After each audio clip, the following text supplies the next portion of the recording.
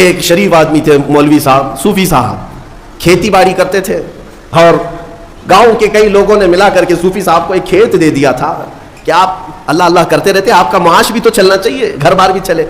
تو صوفی صاحب کو کھیت ملا، مولوی صاحب نے کھیتی باڑی تو کر لی، اس میں مکئی یا گیہوں جو بھی آئے، فصل جب آئی تو ظاہر سی بات ہے بیٹھتے تھے، ایک گدھا آتا تھا اور چر کے چلا جاتا۔ صوفی صاحب کیا تسبیح پڑھتے تھے، اے اللہ یہ گدھے کو برباد کر دے، اے اللہ یہ گدھے کو تباہ کر دے، یہ گدھے کو ختم کر دے، بیٹھے بیٹھے گدھے کو ختم کر دے، بیٹھے بیٹھے گدھے کو۔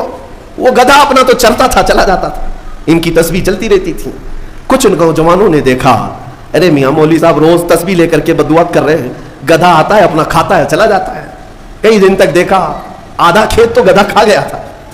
تو پھر ایک دن ان نوجوانوں نے موٹے موٹے ڈنڈے لائے اور لا کر کے جس وقت گدھا آیا اس کی دھلائی شروع کر دی، اور گدھا اس کے بعد جو غائب ہوا پھر کھیت میں آیا ہی نہیں۔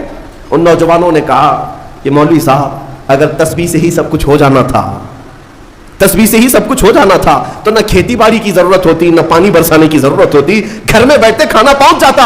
اسباب بھی تو کوئی چیز ہے، عمل کے میدان میں اترو، صرف اور صرف تسبیح نہیں، کبھی ڈنڈا بھی۔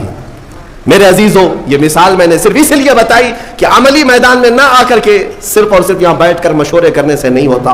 اپنے آپ کو تبدیل کرو، اپنے آپ کو تبدیل کرو۔ قرآن تمہیں بلا رہا ہے، تم پہلے اسلام میں پورے کے پورے داخل ہو جاؤ، تمہارا چہرہ اسلامی لگے، تمہارا رہن سہن اسلامی لگے۔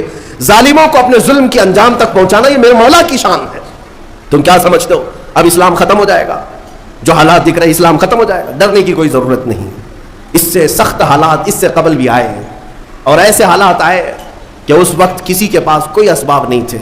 بغداد کے حالات ہم نے دیکھے ہیں، جب ہلاکو وہاں پر پہنچا تھا تو جانتے ہیں آپ، اس نے اتنے قتل کیے کہ ایک اذان دینے والا تک نہیں رہ گیا۔